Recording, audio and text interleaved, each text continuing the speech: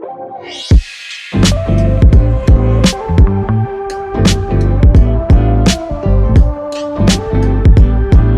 everyone, and welcome to the Soul Podcasting Podcast. And I'm excited today. We're going to be talking about communication. We're going to be talking about platforms and making an impact. So I have an awesome guest today. Her name is Aurora Winter. She is an award-winning author, a seasoned TV producer, a media coach, and a serial entrepreneur. So we're going to be definitely talking about her entrepreneurship and storytelling. And so if you've ever thought about writing a book or expanding your podcast into a platform, making it that bigger impact with your voice, this episode is for you. And welcome, Aurora, to the show. I'm so glad to be on the show with you, and I look forward to helping your listeners turn their words into wealth. Awesome. I'm excited about this episode because we're going to be, like you said, talking about turning our words into wealth. So that is a powerful way to begin the conversation. And so I want to know about how you, about your background, first of all, and how you started helping entrepreneurs and how did you get into the field that you're in right now? Just tell us your story and who you are and what you do. Well, I've always loved books. I've loved communication. I've loved movies. I have a background as a film and television executive producer. I raised $5 million for a film company and we made 8 films. And then I got a bit frustrated because I'm like, so many people have so many wonderful stories, but they don't have 100 million to get Tom Cruise to star in it. Right. And so I turned back to my first love, which was books. And then I noticed that, there's so much value in writing a book. Obviously, you're a serial entrepreneur and you have a book. So you know the value of a book as an authority piece or as a lead magnet. But most people don't understand that a book can do many other things, as a podcast can to some extent as well. Mm-hmm. A book can help you reclaim your life. It can help you reframe all of the tragedy and setbacks and pull the gold of wisdom out of it. And then you can feel better about yourself. Even if you never published your book, you shift as a human being. But once you've done all that, you might as well offer the gold to the world as a gift, save them the heartache and trouble. So I love helping people with their message and with their book. And some of my clients also have interest in film and TV. So I'm helping a person with a legal thriller. We've got that. I've got fantasy books here. The BBC is interested in turning my fantasy series of books. So I'm able to combine both the love of books and the love of movies. Wow, that's amazing. How long have you been writing books? That's a hard question to answer. But the truth is, I started writing my first book, which was illustrated when I was 9 years old. It was about a girl and her magical horse. I think I got 3 chapters in and then I ran out of steam. But the illustrations were good, and I think I still have that somewhere. Yeah. I've written 10 books now. I've written about 30 screenplays.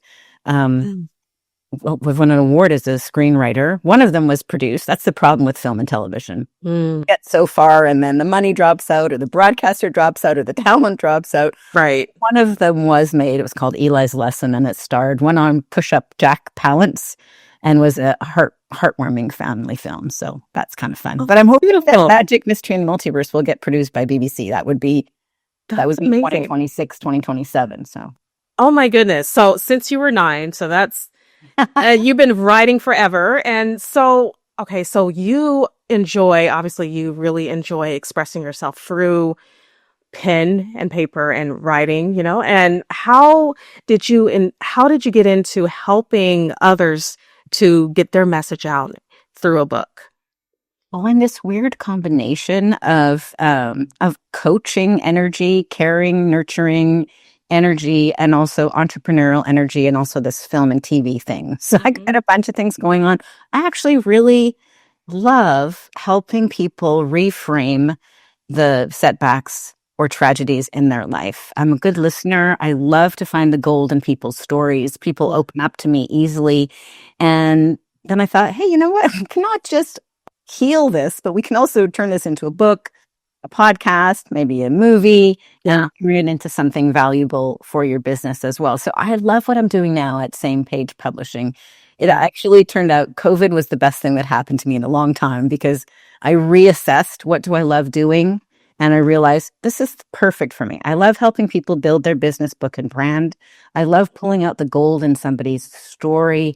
I have infinite patience for that. Like, we'll just go through all the mud, just get rid of all that mud until we find the gold diamonds.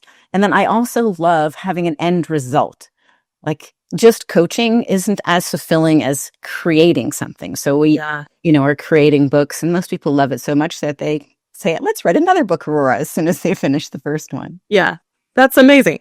And I think writing a book there's a lot of similarities and parallels between that and sharing a story through podcasting as well. And so we're going to touch a little bit on that in a moment. But I first wanted to ask you about something I saw in your bio about neuroscience of communication. And I don't really know what this is yet. So you're going to have to share what that means. And then how can podcasters just use this information to help their audiences receive the message that they're trying to give?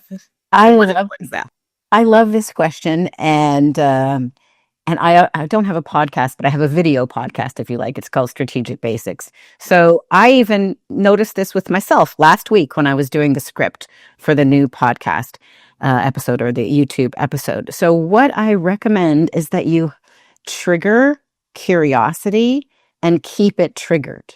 Mm-hmm. So it's not enough if you've got a half-hour podcast to trigger curiosity at the beginning. Like we did at the beginning, we said, hey, we're going to help you turn your words into wealth.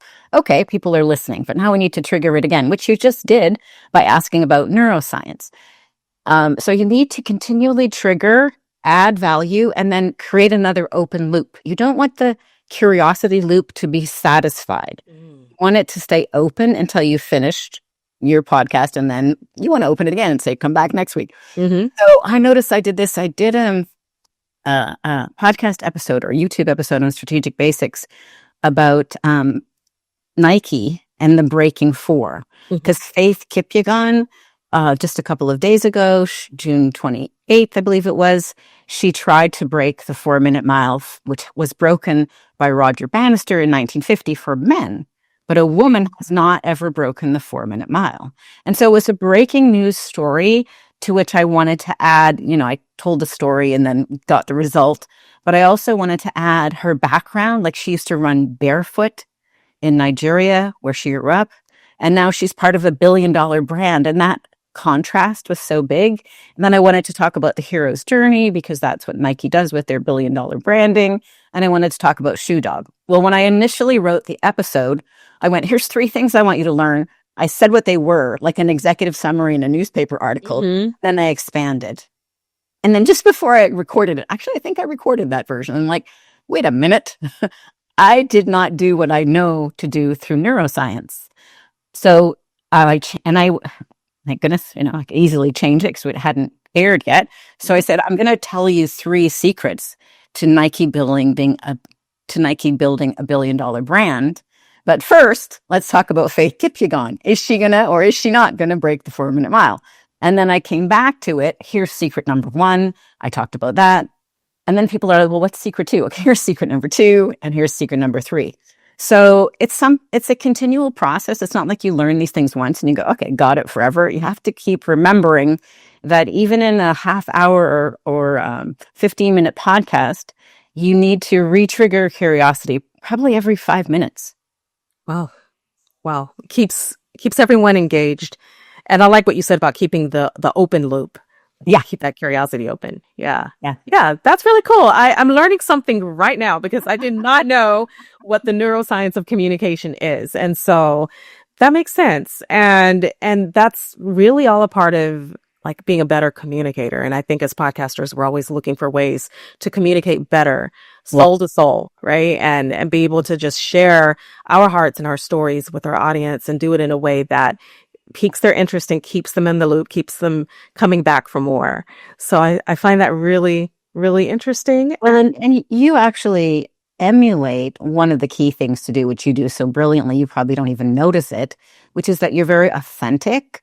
You're really present. The energy is right here, right now in this moment. So this conversation is alive. It's not canned. It's alive. And people like to watch it. It's like watching a tennis match. There's something okay, what's going to happen? Is she going to hit the ball back? Is she going to fumble? There's something very engaging about it being alive. Yeah. Yeah. I love that too. I love being able to just kind of go where the conversation flows, and you never know what you'll learn. You'll never know what you'll receive and what you're able to give to others when you just kind of go with that. But I love what you're saying about that neuroscience, and I'm going to study that more because you've actually just piqued my interest more about it. So, Well, when I got my MBA in 2015, it was a business training. Obviously, MBA is that, but we had a focus on neuroscience. Mhm. And so in the book, Turn Words into Wealth, I delve deeply into neuroscience and explain it. It's probably more than we can get into on this podcast, but you can get the book for free. For one thing, we sent it to you, but your listeners can get it on Amazon, Turn Words into Wealth, or if they want to read it for free, if they go to turnwordsintowealth.com, they can get the ebook absolutely for free. And it comes with some bonus videos that explain how to attract capital clients and media coverage. I know not everybody wants to opt in for a free gift, so you can go to Amazon and get it if you prefer the hardcover.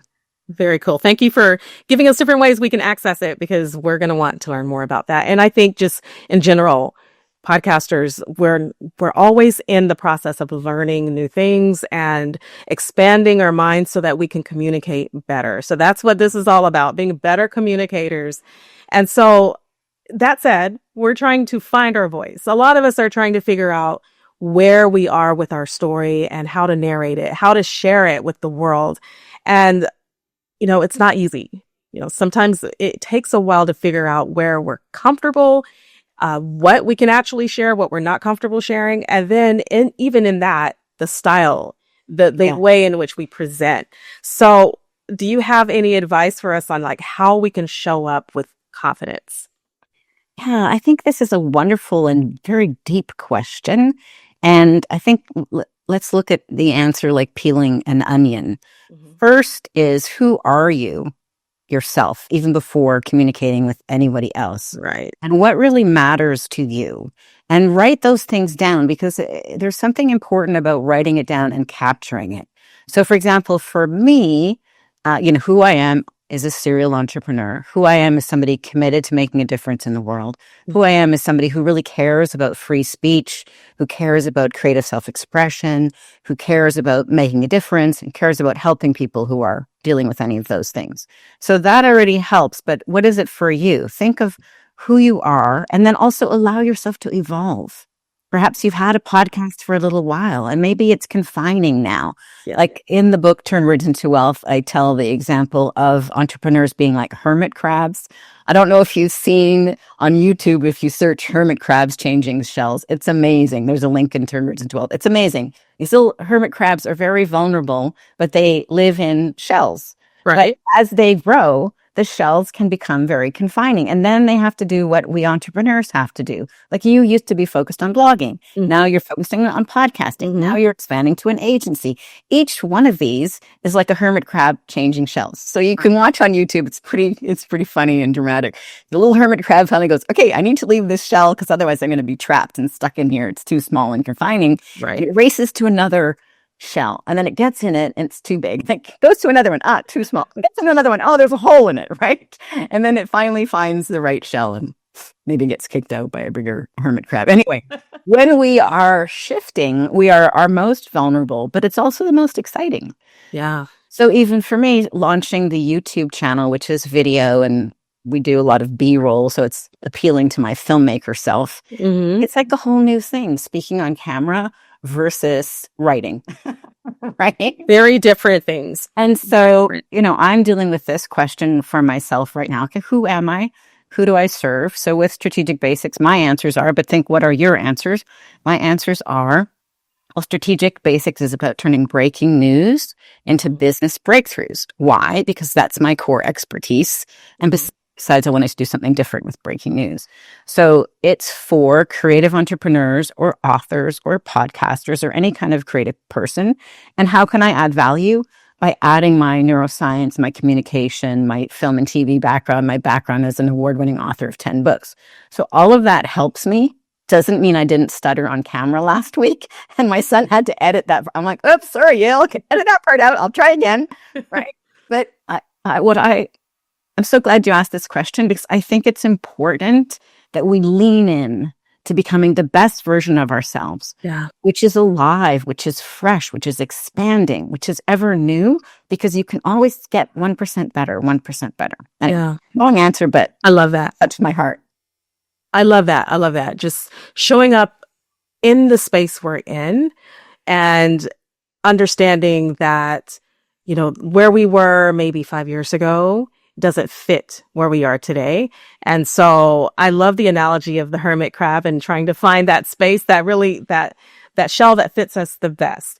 And that's what growth is really. And in storytelling, in podcasting, in being an author, it's just all about finding where we are today and reconciling that what we were 5-10 years ago has changed. It's shifted. And so our story has evolved and we have more to share. Some things are too restrictive today and we have to move on, and it's time.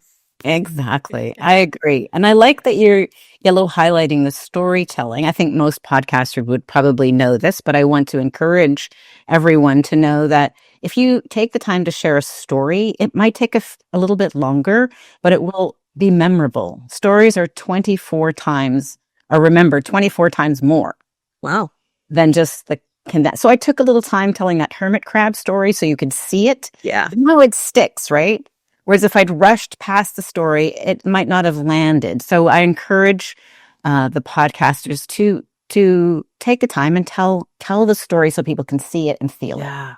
Yeah. That's what we want, the experience, because a lot of people are listening to the podcast or they're watching a podcast. They want to experience what you're saying in a way that helps them to connect. So telling your story, being authentic and showing up as who you are is everything. And I know that's what you talk about as, an author and helping others, helping entrepreneurs in their endeavors to write books. And so that said, now, whatever we create for a podcast, we can also repurpose that content. It could be used to create a book or a course. And so what are some ideas that we can use to repurpose our content? As podcasters, I'm sure there's so much we can do with our story and more than just creating a show. Absolutely. I love this question because I'm really passionate about two things: monetization and messaging. Monetization is important because if you don't monetize it, you've got a hobby. Right. So I love to reverse engineer everything. Mm-hmm. So instead of thinking after you've done 200 episodes of your podcast, how can I repurpose this? Before you record the next podcast, why not think about, hey, what if I had like a season or a series or a theme of podcasts that would solve this problem for this ideal person? And maybe it's not every podcast. I don't know, whatever problem you would like to solve, but pick a problem. Maybe you can give me one and then we can go with that. Maybe every other podcast or every month you do one podcast on that theme. Mm-hmm. And then you've already thought it through. And once you've got, I don't know, a dozen podcasts or even fewer on that same theme, you've got a course. And you could just be strategic. Maybe you have random podcasts now and again, but maybe you also really focus on, I don't know, monetizing your podcast. Okay, monetizing or repurposing or how do you hire an agency to help your message out, whatever, so that you have a theme. And then I do everything reverse engineer. So think through what are the problems you can solve, and who do you want to solve those problems for? And what order do you solve those problems in so that you don't have 12 podcasts all about the first step? Yeah, exactly. Very good.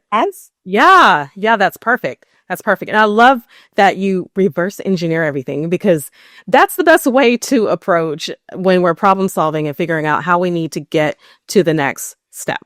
And think about what problem do you solve? And who is that for? And also, don't be worried about holding back, because as soon as you solve that problem, they'll have another problem. Yeah. So for example, as soon as I help somebody write an award-winning best-selling book, their next problem is, how do I get the word out?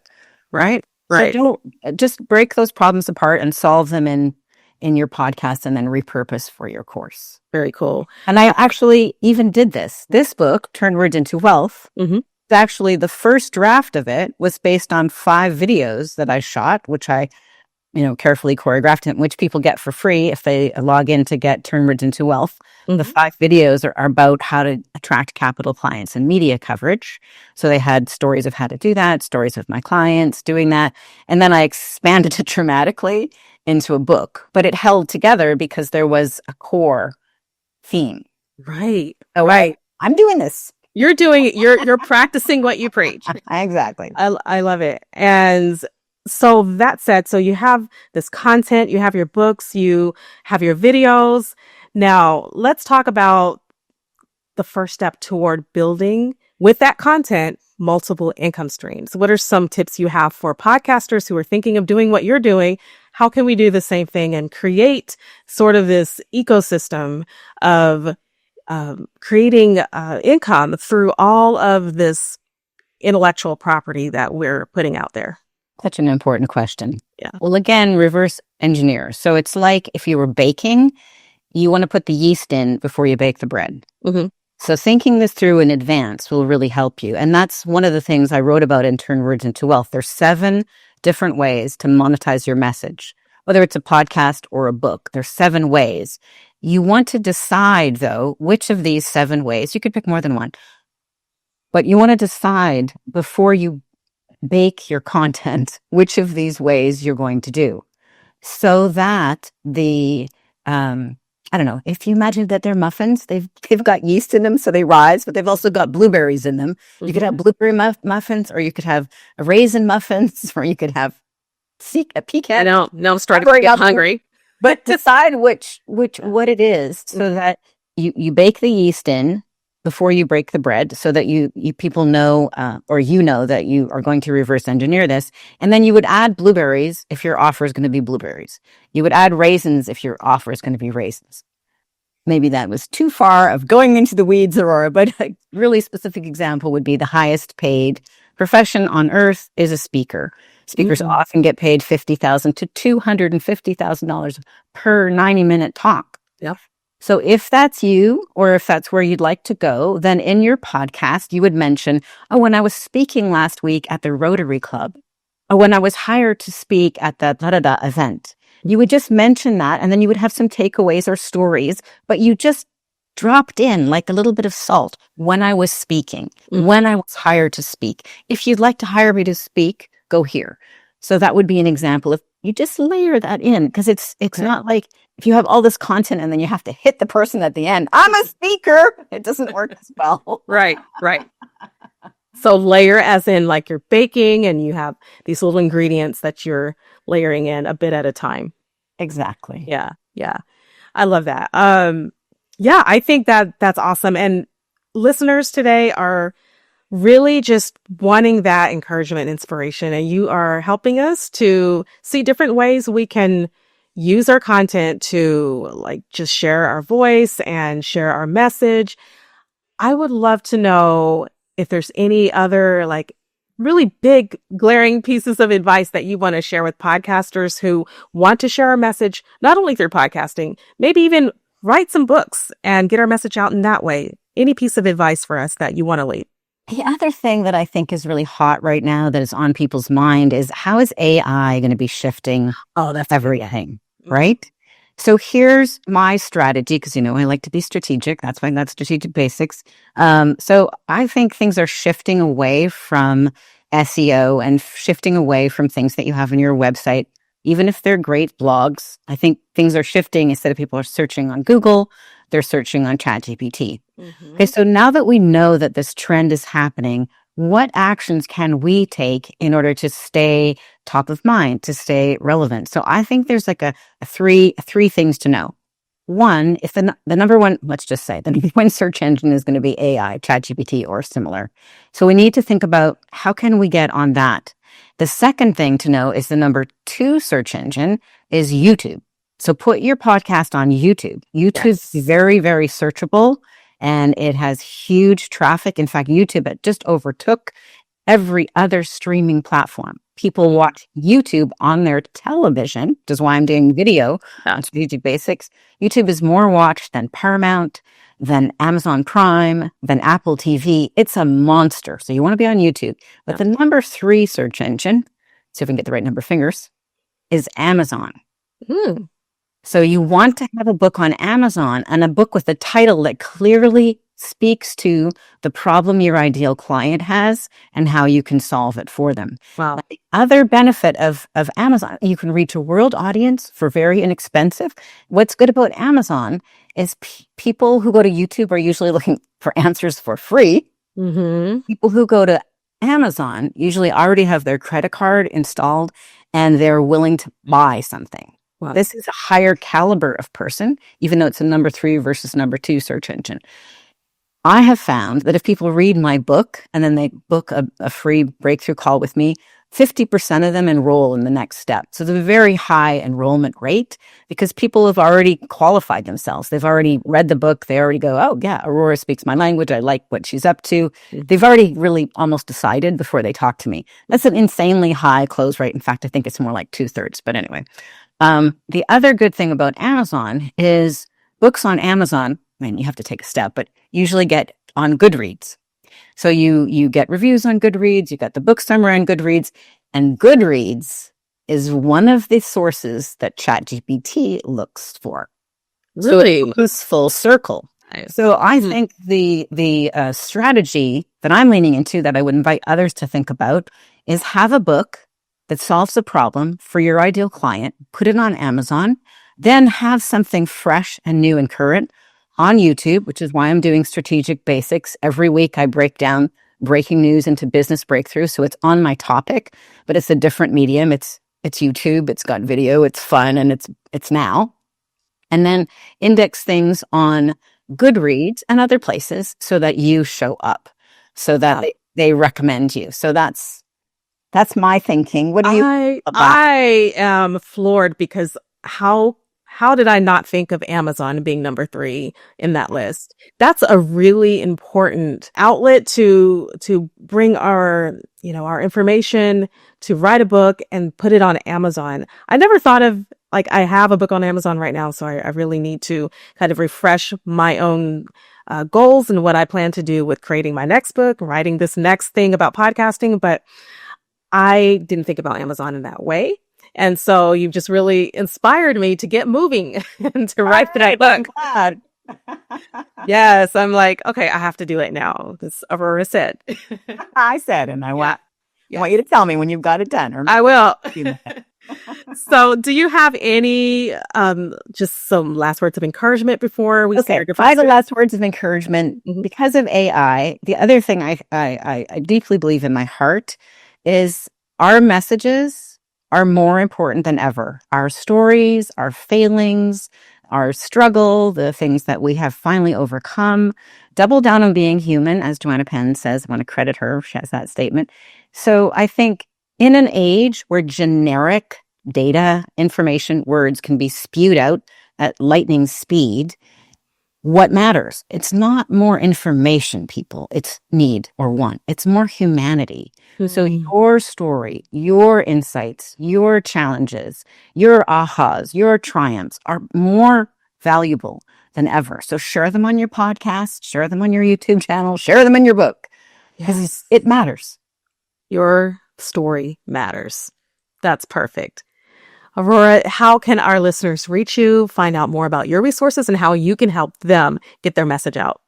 Oh, thanks for asking. Well, if they would like help with their book, with VIP one-on-one mentoring and coaching, through the publishing and promotion process, if they really would like to launch to the next level as thought leaders, they can go to samepagepublishing.com, because I come on the same page as my client. You can come to samepagepublishing.com, see the success stories of my clients, some of whom have won dozens of awards, have 3,000 reviews on Amazon, are attracting, 7 figures of new business with their thought leader being taken up to the next level. If they would just like some free help for no charge, they can go to turnwordsintowealth.com and get this award-winning substantial book. It's not like 5 pages. That's got decades of my wisdom in it for free at turnwordsintowealth.com. And they'll also get 5 free videos, masterclass, that train them how to attract capital clients and media coverage, or they can go to Amazon and get Turn Words into Wealth. Very, very cool. I will definitely be reading Turn Words into Wealth. I need to learn as much as I can about this, and I recommend our listeners do the same. Go ahead and download or purchase Aurora's book. And if you need any additional help in this area, Aurora is there to help you. And so, Aurora, thank you so much for being here today on Soul Podcasting. It was really fun to be on Soul Podcasting with you. Thanks.